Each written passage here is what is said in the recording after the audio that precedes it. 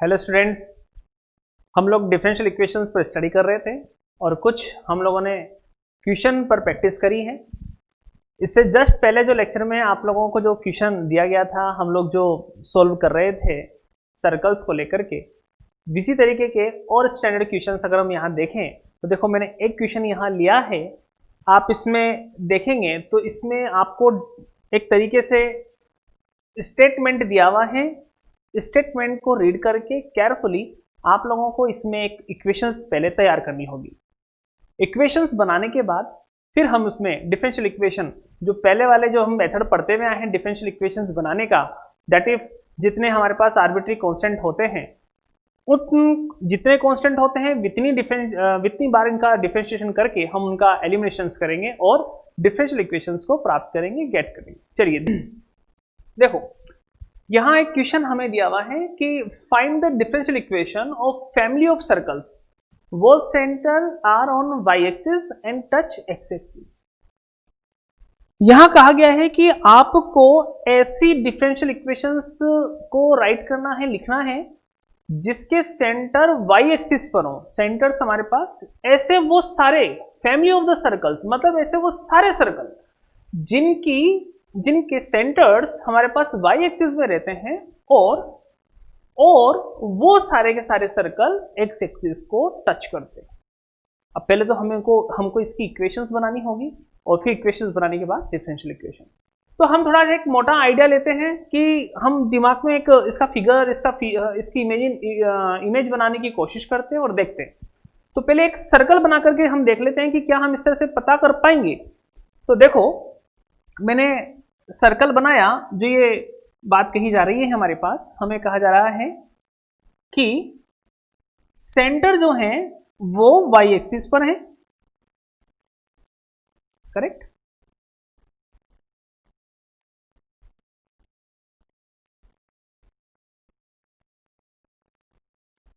Y axis, origin ये x axis, correct. तो centre जो है हमारे पास वो वाई एक्सिस पर है और सर्कल जो है वो एक्स एक्सिस को टच करना चाहिए, ठीक है ना। तो आप देखिए जरा कि ये मैंने केवल एक सर्कल बनाया है। ऐसा जो ये बात बता रहे हैं उसमें इन्होंने कहा है कि आप ऐसे जितने भी सर्कल बना सकते हो इस तरह की प्रॉपर्टी रखने वाले वित्तीय सर्कल की एक इक्वेशंस बना करके डिफरेंशियल इक्वेशंस तैयार कीजिए। तो देखिए मैंने ये ऐसा बनाया। एक सर्कल हमारे पास ऐसा भी मिल सकता है जिसकी रेडियस जो है पहले वाले से और बड़ी हो सकती है, करेक्ट। ऐसा भी हो सकता है, और बड़ा हो सकता है। क्या होगा, रेडियस ज्यादा से ज्यादा हो सकती है, पर लेकिन कंडीशन तो दो सब में एक ही लगनी चाहिए कि उनके सेंटर्स हमारे पास हमेशा वाई एक्सिस पर होने चाहिए और वो एक्स एक्सिस को टच करते रहने चाहिए। तो चलो हम इसकी इक्वेशंस बनाते हैं। तो आपको पता है कि इस सर्कल की इक्वेशंस आप फटाफट से रेडी कर सकते हैं। सिर्फ आप लोगों को दो चीजों का ज्ञान होना आवश्यक है। आपको सर्कल का एक तो सेंटर पता होना चाहिए, दूसरा आपको सर्कल की रेडियस पता होनी चाहिए। अगर आपको सर्कल के सेंटर और रेडियस पता हो जाए तो फिर आप इक्वेशंस लिख सकते हो, हर सर्कल की आप इक्वेशन लिख सकते हो।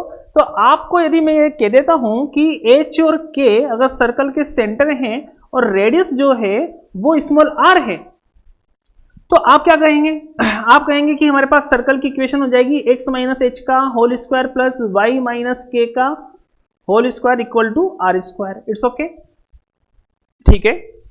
अब थोड़ा यहां आ जाइए, हमें तो इस सर्कल की इक्वेशन लिखनी है जो इस तरह की प्रॉपर्टी रखते हैं। देखो, हम सबसे पहले सेंटर और सर्कल ये दो चीजें पता करना चाहते हैं। सॉरी, सेंटर और रेडियस ये दो चीजें हमें पता करनी है। देखो, वाई एक्सिस पर हमेशा सेंटर मिलेगा और वाई एक्सिस पर अगर सेंटर मिलेगा तो इतना तो पता है कि सेंटर का एक्स कोऑर्डिनेट 0 होगा, ठीक। तो हमने सेंटर का, ये हमने सेंटर है जो सेंटर का एक्स कोऑर्डिनेट तो हमने 0 कर दिया, करेक्ट। अब वाई एक्सिस पर है तो यहां हम वाई एक्सिस पर जो सेंटर है उसके हम कोई भी निर्देशांक यहां दे सकते हैं। तो 0 के अलावा हमने इसका y का कोऑर्डिनेट मान लिया कि ये सेंटर k डिस्टेंस पर है, करेक्ट।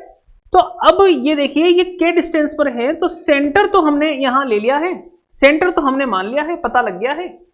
अब रेडियस अगर हम देखें तो आपको पता होना चाहिए कि हमारे पास एक सर्कल है और सर्कल पर अगर कोई लाइन यहाँ एक्स एक्सिस इसकी टेंजेंट लाइन है, यहाँ एक्स एक्सिस इसको टच कर रही है, तो एक्स एक्सिस के परपेंडिकुलर जो लाइन है जो कि जो सेंटर से पास होती है वो हमेशा इसके परपेंडिकुलर है, और ऐसी कंडीशन में हम कह सकते हैं कि सी से लेकर के ओ तक की जो डिस्टेंस हमारे पास है वही इस सर्कल की रेडियस होगी।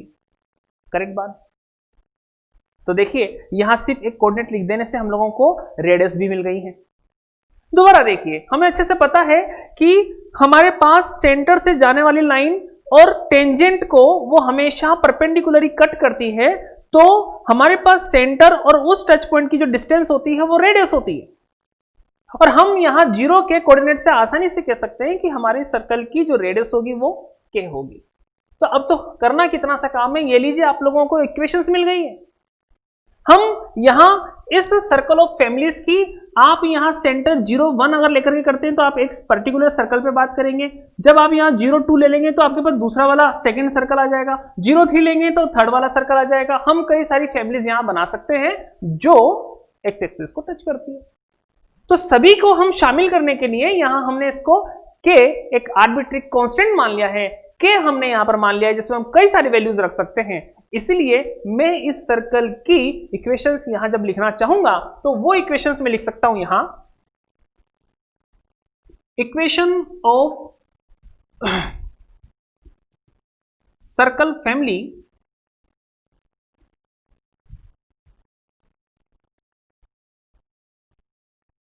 which is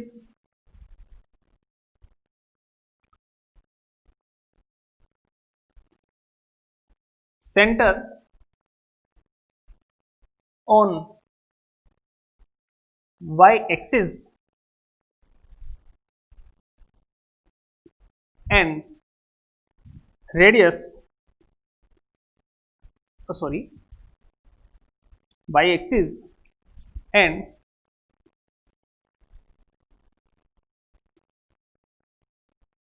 touch the x axis।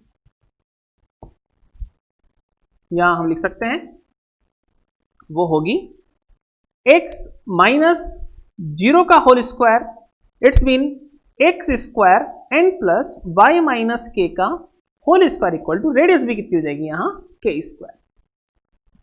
Okay, ये हम लोगों ने यहां एक इक्वेशंस लिखी है जो कि हमारे पास सर्कल ऑफ फैमिलीज की है।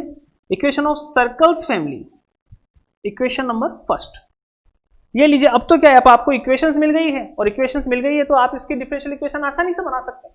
आपको अच्छे से पता है यहां पर अगर इस इक्वेशन को देखें अगर हम, तो यहां पर आर्बिट्री कांस्टेंट कितने हैं हमारे पास, सिर्फ और सिर्फ एक, और एक आर्बिट्री कांस्टेंट है तो डिफरेंशिएशन भी एक बार होगा। तो देखिए मैं जब इसको आगे बढ़ाता हूं, डिफरेंशिएशन करता हूं, differentiation with respect to the X वो होगा 2x n plus the price of y minus K, और y माइनस के का दोबारा differentiation y dash equal to K square constant है उसका differentiation 0।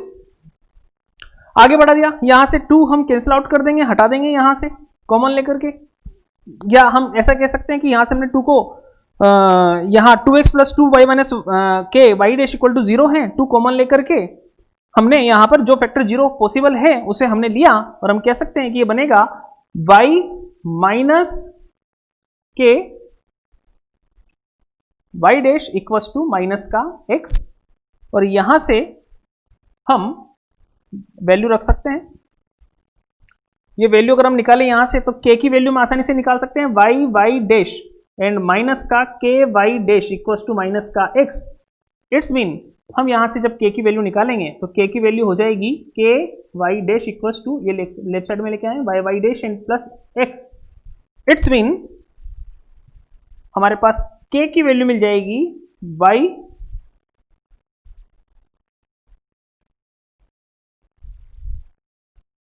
Plus x upon y dash. इसे हम equation first में पुट कर देंगे।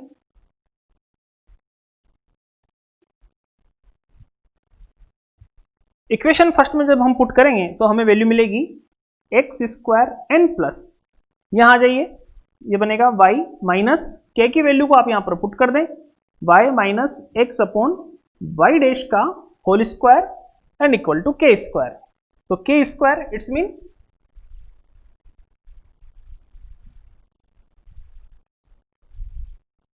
y plus X upon Y dash का होल स्क्वायर। करेक्ट, y से y कैंसिल आउट हो जाएगा और इक्वेशंस हम यहां लिख सकते हैं, ये बनेगी X square N plus X square upon Y dash का स्क्वायर एंड इक्वल टू यहां वाई स्क्वायर प्लस ये हो जाएगा the twice of X Y upon Y dash and plus X square upon Y dash का square. Correct, दोनों को हम cancel out कर देंगे यहां और हमारे पास जो इक्वेशंस बनेगी यहां वो डिफरेंशियल इक्वेशंस यहां हो जाएगी। वाई डैश को हम यहां लेकर के आएंगे और हमारे पास इक्वेशन हो जाएगी X square Y dash equal to Y square 2xy plus Y square.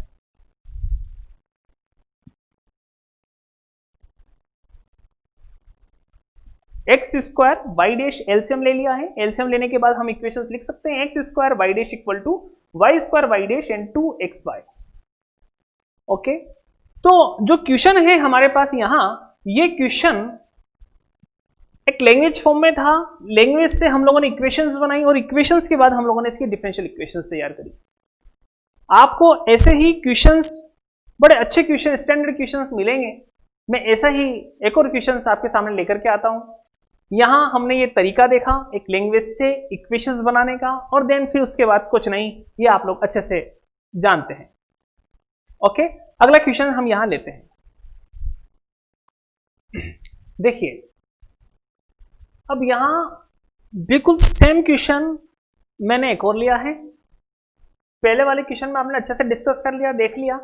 अब बिल्कुल ये as it is same question है ऐसा का वैसा, सिर्फ यहां पर कुछ हमने यहां मान चेंज कर दिए। मान से मतलब हमने यहां अब जो है वो एक्स एक्सिस को टच करने की जगह वाई एक्सिस को टच कर रहा है और वो ओरिजिन से पास हो रहा है। ये बात हमने यहां पर कह दी है। दोबारा से क्वेश्चन को अच्छे से रीड कर लीजिए। हमें कहा गया है कि आपको एक सर्कल्स की फैमिली की डिफरेंशियल इक्वेशंस बनानी है जो वाई एक्सिस को तो वो टच करती है और वो ओरिजिन से पास होती है। वाई एक्सिस को टच करती है और ओरिजिन से पास होती है। ध्यान देना, यहां बात जो लैंग्वेज की गई है उस पर ध्यान दीजिए। यहां पहले सेंटर आया था, अब सेंटर नहीं उन्होंने दिया है, पर लेकिन अगर आप ज्योमेट्री जो कि आप लोग पिछली क्लासों में पढ़ते हुए आए हैं उस पर जोर डालोगे तो यहां पर देखा जाए तो कहीं ना कहीं हिडन में रह करके सेंटर्स की भी बात बोल दी है। कैसे, देखो जरा, हम इसको डायग्रामली पहले बना करके देख लेते हैं क्या बात कही जा रही है। यहां हमें कहा जा रहा है सर्कल की फैमिली, एक सर्कल पे स्टडी कर लेते हैं।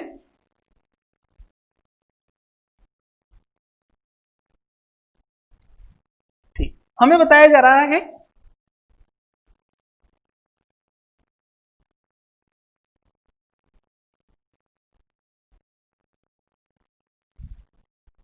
कि जो सर्कल है वो सर्कल वाई एक्सिस को टच करता है, ठीक, और ओरिजिन से पास होता है।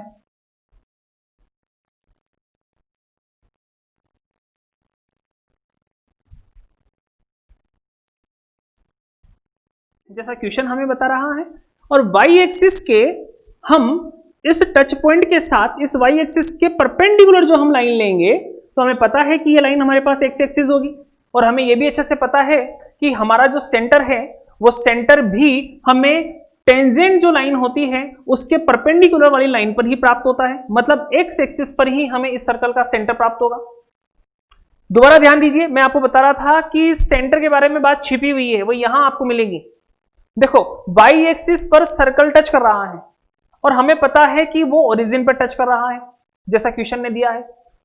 तो वाई एक्सिस इसकी टेंजेंट लाइन बनी और सर्कल की प्रॉपर्टी के अकॉर्डिंग जो टेंजेंट लाइन है उसके परपेंडिकुलर जो लाइन होती है, टच पॉइंट से जाने वाली परपेंडिकुलर लाइन हमेशा सर्कल के सेंटर से पास होती है। इसलिए हम कह सकते हैं कि एक्स एक्सिस पर ही इस तरह के सर्कल के सेंटर्स हम लोगों को प्राप्त होंगे, मिलेंगे। ठीक, अब ये हमें यहां पर कुछ बात यहां पर पता लगी है, तो हम एक काम करते हैं कि हमें पता है कि जो सेंटर है वो एक्स एक्सिस पर है और एक्स एक्सिस पर वाई एक्सिस का कोऑर्डिनेट हमारे पास 0 होगा। तो ऐसी कंडीशन में हम सर्कल के जो सेंटर के कोऑर्डिनेट हम देंगे वो हम देंगे कि यहां मेरे पास एक्स का मान सपोज किया हमने h है और y का मान हमारे पास यहां 0 है। तो सेंटर H0 है, तो डेफिनेटली आप यहां जवाब दे सकते हैं, मुझे बिल्कुल कह सकते हैं कि यहां इस सर्कल की जो रेडियस बनेगी वो रेडियस O से C जो है उसका मान वही होगा जो हमारा x का कोऑर्डिनेट है। इट्स मीन इस सर्कल की रेडियस भी h होगी, राइट। बिल्कुल सर्कल की प्रॉपर्टी के अकॉर्डिंग हमने ये बात कही। अब इस सर्कल की जब हम यहां इक्वेशन लिखते हैं तो इक्वेशन हमारे पास बन जाएगी इक्वेशन ऑफ द फैमिलीज या equation of the given circles family is दिए वृत्तों के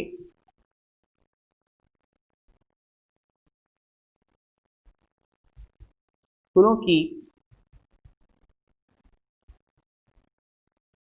समीकरण, और वो हमारे पास होगी x माइनस एच का whole square plus Y square equal to radius भी हमारे पास यहाँ h स्क्वायर। इसे इक्वेशन नंबर हम यहाँ फर्स्ट देंगे। आर्बिट्री कांस्टेंट हमारे पास यहाँ एक ही है, h है, इसलिए डिफरेंशिएशन भी एक बार करेंगे। हमने पहले पढ़ा था इसे, बिल्कुल इसी तरीके से डिफरेंशिएशन हम यहाँ करेंगे जैसे पहले किया था। तो यहाँ हम बताएंगे कि differentiation with respect to x, तो twice of x minus H यहां बनेगा, प्लस यहां हमारे पास द 2y और y का दोबारा differentiation y dash equal to 0। 2 यहां से हम कैंसिल आउट करेंगे, आगे बढ़ा दिया। यहां से हम लोग h की वैल्यू निकालेंगे, और यहां जब h की वैल्यू हम निकालेंगे, इसे h को लेफ्ट साइड में ले जाइए तो हमारे पास बनेगा x plus Y Y dash. h की वैल्यू को आप इक्वेशन फर्स्ट में पुट कर दीजिए, पुट इन फर्स्ट, हम फर्स्ट में पुट करेंगे और h का यहां एलिमिनेशंस कर पाएंगे और हमारे पास वैल्यू बनेगी x minus and this x minus Y Y dash का whole square plus Y square and equal to h का whole square. It's mean x plus Y Y dash का होल स्क्वायर। कैंसिल आउट कर दीजिए, यहां soluble करेंगे तो soluble करने पर हमें यहां पर मिलेगा, ये वैल्यूज हमें मिलेगी यहां पर वाई वाई डैश का होल स्क्वायर इक्वल टू, ये होल स्क्वायर हम यहां ओपन करेंगे X square plus 2xy Y dash and plus Y Y dash का whole square, correct.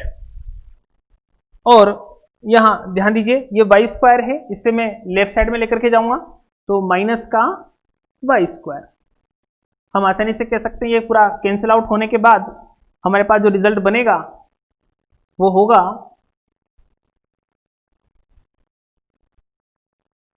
Y square equal to X square plus 2xy and Y dash. जो हमें equations मिली है ये equation इसकी डिफरेंशियल इक्वेशन है। बिल्कुल वैसे ही इक्वेशन को हमने सॉल्व किया है। इस बार हमारे पास यहाँ कुछ परिवर्तन करके दिया गया था, कुछ चेंजेस करके हमें यहाँ दिया गया था, ठीक। एक और स्टैंडर्ड इक्वेशन देखिए। अब मेरे ख्याल से आप मुझे हर क्वेश्चंस के आगे कुछ ना कुछ बातों का जवाब दे सकते हैं, ठीक। देखिए अगला क्वेश्चन, देखिए अगला क्वेश्चन, आप यहां हमें क्वेश्चन दिया हुआ है, इसमें हमें कहा गया है कि आपको ऐसी डिफरेंशियल इक्वेशंस पता करनी है जो इस तरह की सर्कल फैमिलीज हों जिनके लिए हमारे पास x का plus Y square equal to R square circles equations बनती हों। मतलब कहने का ये कि यहां हमें कहा गया है कि जो भी सर्कल्स हैं आपके वो कॉन्सेंट्रिक सर्कल्स होने चाहिए। हमें कहा गया है कि आपको ऐसे सर्कल x का plus Y square equal to R square जिसके लिए वृत्त हमेशा संकेंद्रीय होते हैं, कोसेंट्रिक, संकेंद्रीय, इस वर्ड के बारे में आपको अच्छे से पता है। ऐसी सर्कल फैमिली जिसके सेंटर्स सेम रहते हो, सेम सेंटर्स को रखने वाले जितने भी सर्कल होंगे उनकी रेडियस हमारे पास डिफरेंट डिफरेंट होती चली जाएंगी। तो ऐसे सर्कल्स कौन से होंगे? कोसेंट्रिक सर्कल्स, यानी कि संकेंद्रीय वृत्त। हम जानते भी हैं हम इसको तैयार करें तो देखो जरा, आप इस इक्वेशन से पहचान कर सकते हैं कि इस तरह की जो सर्कल फैमिलीज होंगी उनका सेंटर हमारे पास यहाँ 0 0 है। मतलब 0 0 जो हमारे पास यानी कि ओरिजिन जो हमारे पास सेंटर है उसको लेकर के हम लोग अगर सर्कल बनाएं तो काफी सारे सर्कल हम बना सकते हैं। ये हमारे पास सारे के सारे जो सर्कल हैं उनका सेंटर सेम है, ये हमारे पास हो जाएंगे कोसेंट्रिक सर्कल फैमिलीज, मतलब सकेंद्रीय वृत्तों का कुल। और सबके यहाँ जो रेडियस है वो डिफरेंट डिफरेंट है, किसी की R1 ले लीजिए, किसी की R2 है, किसी की यहाँ R3 है, यहाँ रेडियस डिफरेंट डिफरेंट है। तो जैसे मैंने आपको कहा कि यहाँ इनकी रेडियस डिफरेंट डिफरेंट है, तो अब आप मुझे जवाब दे सकते हैं यहाँ कि यहाँ आर्बिट्री कांस्टेंट की तरह जो काम कर रहा है वो यहाँ एक रेडियस है, एक रेडियस जो है यहाँ पर जो आर्बिट्री कांस्टेंट की तरह काम कर रही है। तो आप मुझे जवाब दें कि इस सर्कल फैमिलीज की इक्वेशन में कितने आर्बिट्री कांस्टेंट हैं। जाहिर सी बात है, पता लग गया है हमें आर्बिट्री कांस्टेंट कितनी है, केवल एक है, और एक आर्बिट्री कांस्टेंट है तो फिर डिफरेंशिएशन भी एक बार होगा। क्वेश्चन बड़ा सिंपल सा सोल्व हो गया। ये लीजिए आगे बढ़ा देते हैं इसे। यहां हम लिखेंगे इक्वेशन ऑफ कोसेंट्रिक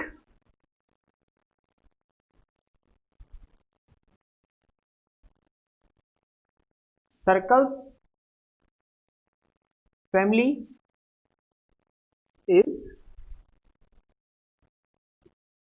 संकेंद्रीय वृत्तों के कुल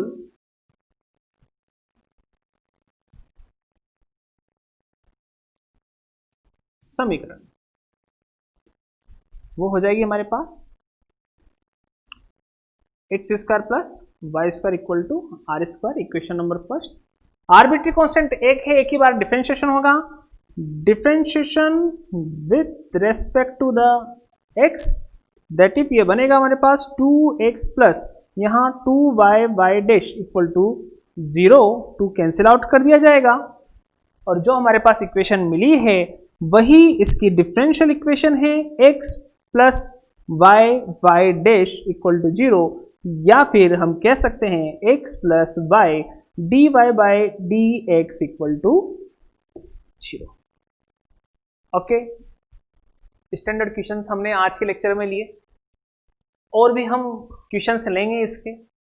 डिफरेंशियल इक्वेशंस के इंट्रोडक्टरी पार्ट में ही इतने इंपॉर्टेंट क्वेश्चंस हमारे पास हैं जिनके कई सारे वेरियस कॉम्पिटिटिव एग्जाम्स के अंदर क्वेश्चंस बनते हैं। हमें इसे सॉल्व करना है कुछ समय तक, और उसके बाद फिर हम आगे की डिफरेंशियल इक्वेशन पर स्टडी करें। ओके, थैंक यू, धन्यवाद।